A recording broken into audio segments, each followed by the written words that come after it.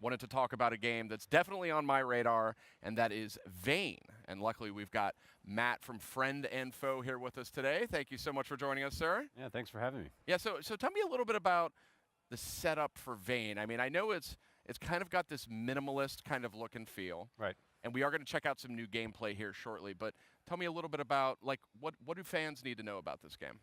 Well, we kind of want people coming in cold. Yeah. We want, it's a very mysterious world. The game is basically an exploration of a strange place.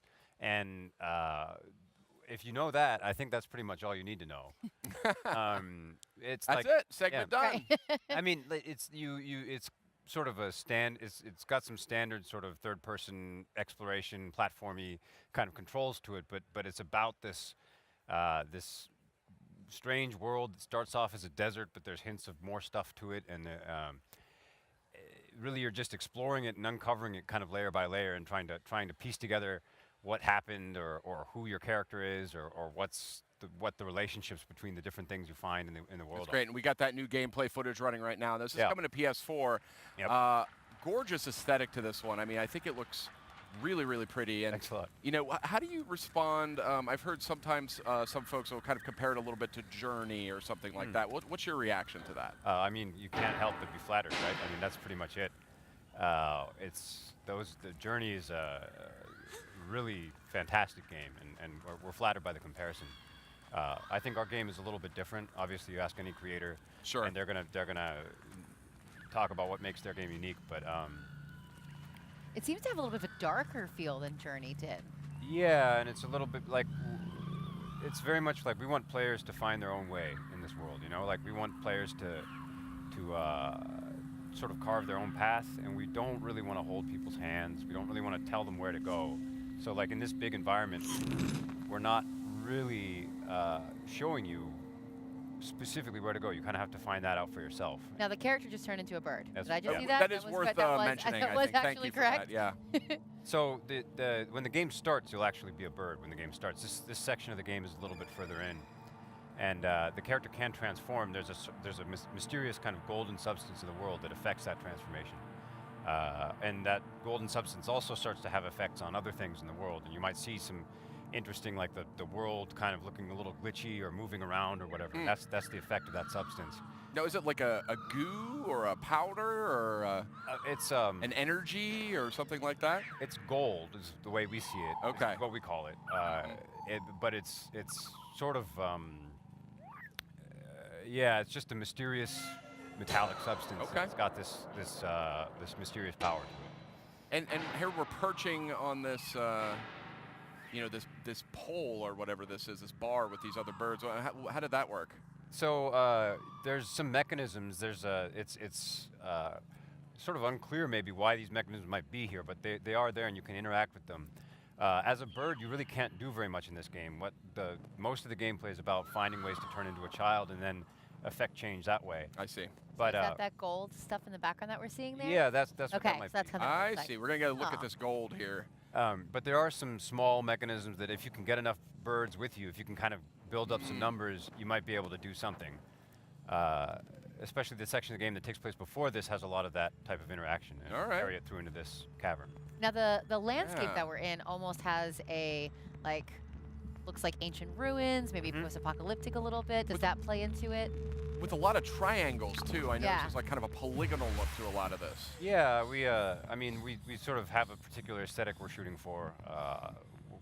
You know, part of that's a concession to being a small team is that we can't do a ton of detail in things, so we're trying to pick an aesthetic that lets us work fast, but part of it's also that we just think it looks very good. It's cool. It looks great.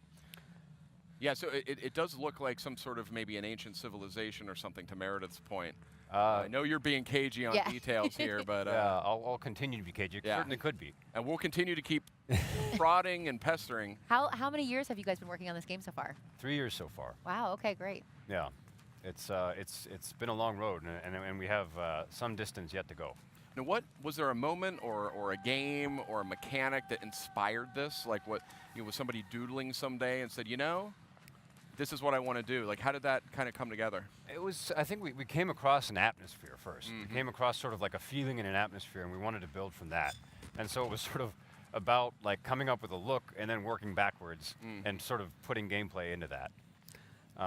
And it was this sort of like this idea of the bird transforming into a child and a child transforming into a bird that kind of, I think, set all that off. Now we're up to the orb. I noticed that was glowing before. Yeah, we Just kind of like light cues that let you know where to progress. Because with a game that's open, you know, you don't want a player to get lost. You want them to have some sort of arc to carry them through and know what to do next. So is light a big cue for you guys? Yeah, we try to do what we can. We don't want to do too much. We don't want the player on a leash, you know, but we also don't want the player to get lost. So it's like this is a game where we want people to feel free to explore, but not feel lost. So it's Delicate balance. It is a really delicate balance. It's something that's very challenging for us. And this is usually what like we don't put this stuff in until the last minute because we want to avoid putting in those kinds of hints, and then people get lost and we put them in. So yeah, this is a looker, all right. Now, what's it like to actually control the bird? Is it through the analog sticks, like? Yeah, it's sort of a flight simmy, like a light flight sim. Okay. Type of controls, and it starts out with sort of the usually like inverted controls, but we have options to change that for people who are uncomfortable. But then a standard kind of platforming style third-person action adventure controls for the child. Yeah, what are the actions that the child can actually do? Well, he can the child can shout, which doesn't really do much in this segment. And then there's a couple of context-sensitive actions. Okay. Like you can pull, you can push stuff, but that's pretty much it. There's not Does like the bird have a calling as well? If yeah, the the child bird yells? can call out. Okay. Most of the actions have kind of similar analogs between the two forms, as much as we managed to do that. I see. Yeah. This is cool. Yeah. So there's this sort of like weird kind of we like these like weird forms and sort of like disturbing shapes, and you have to kind of plow through those sometimes. You know, to your point earlier about maybe this is a lost civilization, or maybe something came here before, and there's these hints to what might have happened, and you kind of unravel that as you play through the game. Now, from like a replayability perspective, when this title's finally done, by the way, do you have a release time frame, or is it you still working away on it? We're working on it, and we just want to finish it. We want it to be good. Yeah, that's good. I mean, that's a good plan. Make it good. Yeah. But yeah, from a replayability perspective, are there going to be reasons for players to come back in and play this game again? I imagine that the first time you play through this game, it won't make a ton of sense. Oh, okay. And so that it's once you get to the end, you might want to play it again to kind of get a little bit more context. I see. Okay. And there might be some things that you missed the first time. Like, okay. Like most of the stuff you're doing in this area here is actually optional. Like you don't have to set that bird free like you just did.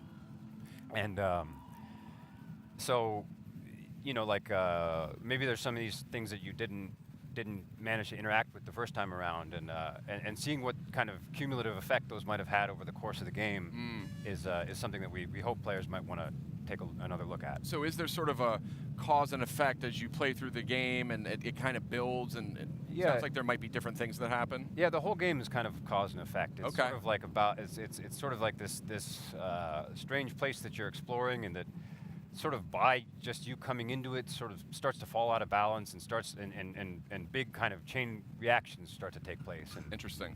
And so it's not just in the sort of crucial plot actions that you do, but in other things as well. It's almost like side quests in a way, something that outside the main story that are optional, but still add to the whole of the game. Yeah, and to be totally honest, we're actually not really sure what to do except for have those in the game. Like in terms of collectibles, we don't really want you to collect stuff. Yeah.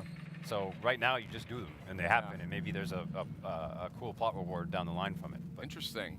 Now, are there any titles? This game has great mystique, and clearly you know that, and clearly you're trying to preserve that as much as possible, which I totally appreciate.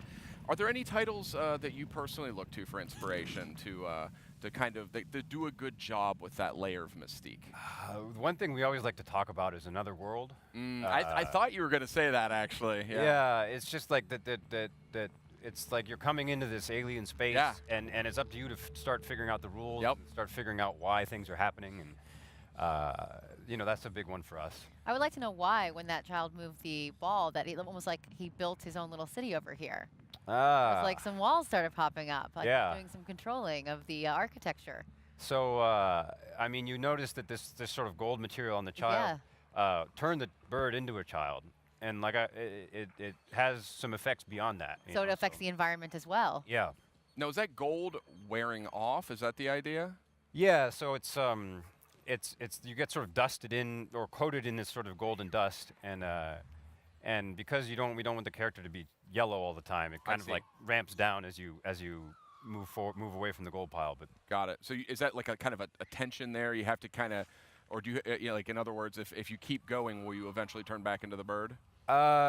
If you get to a place where like the dust would come off. I see. So like at the beginning, you jump off of a tall place, and so in doing that, like the gold sort of like falls off, and you turn back into a bird. Got it. Water, for instance, if you wade too deep into water, it might come off. Okay. So there's a couple of ways to get rid of the gold and a couple of ways to get it back. Got it. Yeah, so it seems to me like, there's kind of two main sort of phases to playing in this game. One of them is you play as the bird. You're surveying these giant environments, kind of circling around them. And we've seen desert environments, before, and when you guys have given a look at the game in the past. And now we're seeing something that seems like maybe it's ancient ruins, but we don't know. Definitely has more of an urban feel. Yeah, and then so you're a bird and you're sort of surveying and looking for points of interest, and then coming in as the child to sort of, as you said, affect change to the environment. Yeah, so it's exactly that. It's like you've got this, as a bird, you have this freedom of movement, but you've got very limited agency. And as a child, you give up a lot of that freedom of movement for more agency. Yeah. And the game itself, like we're trying to build on top of that trade-off to an extent. It's you can read sort of, I guess there's some social metaphors in there that maybe we shouldn't get into. Oh, interesting. Okay. But it's sounds juicy. Yeah. Well, it's just the trade-off between freedom and progress to an extent, or Now you can't die in this game, right? Because if you jump off the cliff, you immediately turn into the bird. You won't die from falling off a cliff. Oh, again, another cagey little answer. I like that. My. there is hazard in the game. It's just, especially at the beginning, it's not super apparent. Okay. Interesting. Interesting. But so you can see that we've released this thing by sitting on it with the other birds, and so we came back as a child so we could open the cage and let the bird go. Yeah. Now, what would be the advantage for the player in freeing these different birds that are sort of entrapped around the environment? It's not entirely clear at this point what that might entail. It does have some impact later on in the story. Okay. Like you were saying earlier, when all the birds have to sit on the one mechanic together to make something happen, the more birds you release, the more they are to join you. Yeah. And use those mechanics. There's certainly the part of the game before this involves much larger numbers of birds, and you use those numbers to your advantage, and so the player will kind of probably continue that instinct here in the cave, but whether or not you get the same result is a different question. Yeah, beautiful game. Thanks a lot. Yeah, it looks great. So we've sort of landed on this thing and unleashed another pile of gold so that we can transform again. And hopefully this will lead us to that large golden seed that we sort of unlocked earlier. Well, we'll have to wait and see what happens when the game does eventually come out on PS4. Very excited. Yeah. Thank you so much for joining us. Yeah, thanks a lot for having us. Game looks terrific. PlayStation